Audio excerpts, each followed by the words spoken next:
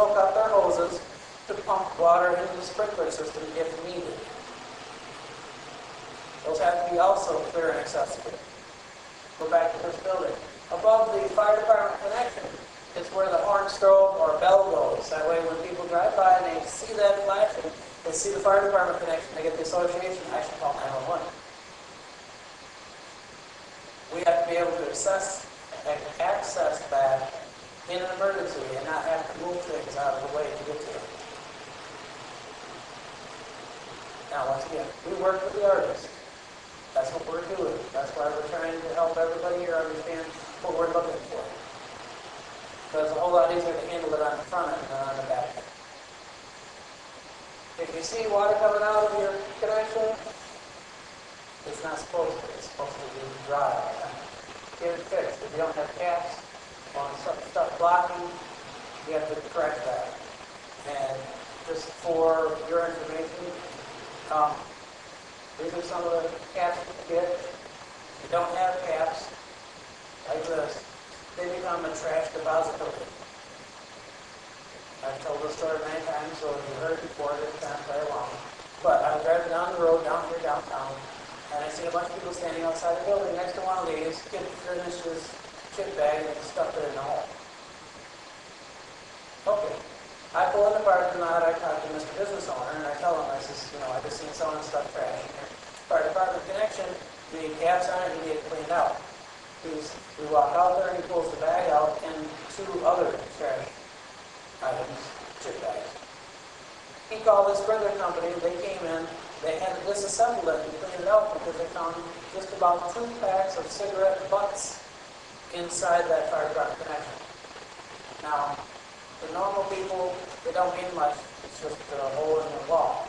Well, when we hook water up to it, it forces water into the pipes that are running here for your sprinkler system. A cigarette butt is just about the same size as the orifice on a sprinkler head. So if they flush the cigarette butt down the sprinkler head, it's not going to work. And there's more of a building than you planned on originally. There's just some examples of sprinkler heads. So you know this is a concealed one. There's actually a sprinkler head above it. This is some examples of ones that need to be cleaned or replaced. If you're painting, you got to make sure to peel the tape off of it. If it gets painted, it has to be replaced. No paint is allowable on sprinkler heads. You can't hang things for sprinkler heads. And obstructions to sprinkler coverage, you have to be aware of. This one, because we worked with the artist at the fire department, we had it set up so that the sprinkler coverage is still adequate. But, like this light hanging off the sprinkler line, wires hanging from it, or if you just want to block off part of your warehouse space so you can have your art display, you can't hang from the sprinkler line. Electrical, we all do some things with electrical that we shouldn't. If you have an outlet that's not covered or a switch that's not covered, they all have to have covered. It keeps your fingers from getting in there. You don't want to overload your outlets. I always like examples. This is what happens when you plug in an electric heater into a power strip that's not designed for it. It blows holes in it, or it melts it down. This one is one I'm going to have to pass around for people to see. This one actually had an electric heater plugged into it. You can see what it did to the end of the cord. That cord is designed just for light loads, like a light, clock radio, maybe a fan. Nothing more than that. This is designed for specific loads, like your computer monitor, your computer, your terrain, printer, that kind of stuff. Not your TV. Not your microwave, not your refrigerator, not a toaster. Those are heavy loads. This is not designed for that.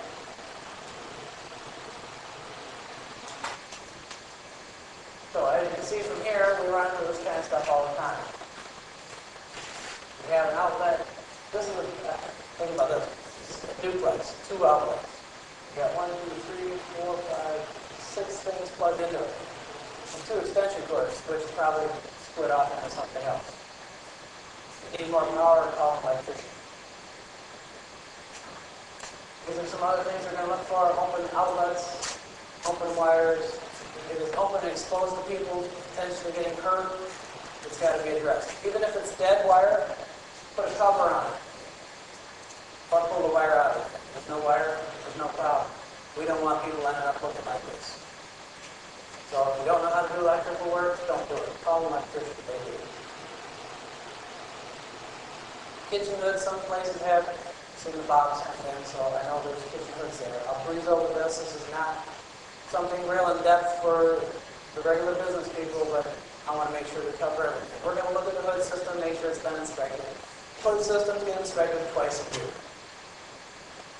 Okay, fire extinguishers. Everywhere is required to have a fire extinguisher. They're a handy thing to have, but you got to know when to fight and when to fly. There's 2 different styles. The big red one.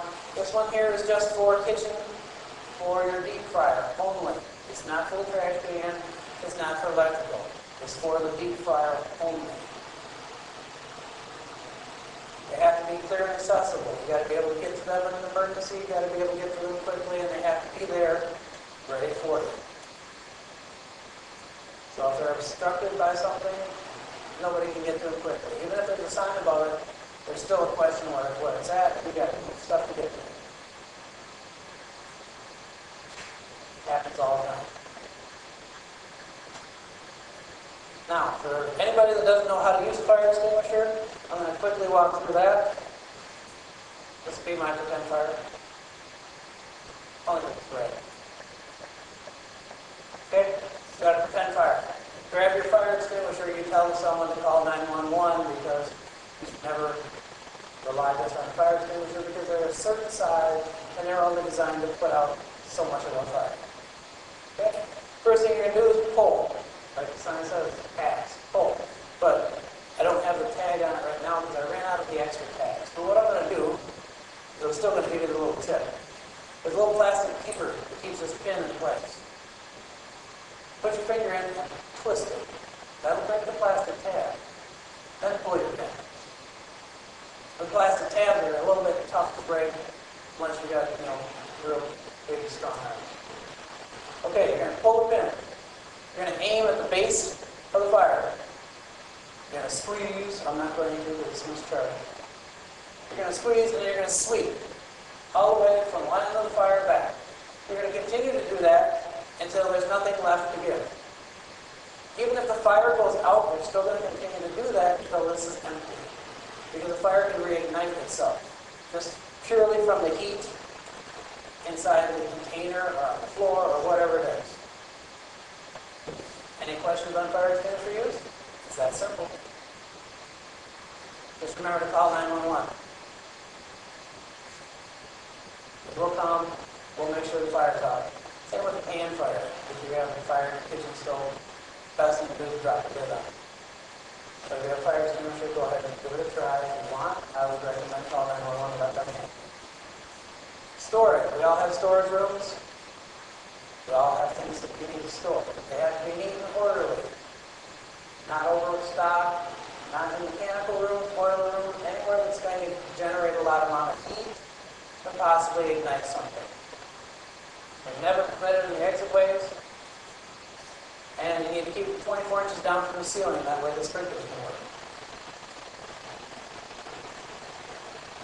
Okay? Some examples of storage, obviously, we have a problem with the water heater. And this would have been fine if they didn't put this box on top. But we are humans, we like to stuff wherever we can to get it out of the way. Just an awareness. Don't ever store it in your exit path. Someone running down this hallway, all it takes is one person knocking one box over and everybody behind them is moving. Site access, that means us getting to the site and us getting into the site. Has to be clear and accessible at all times.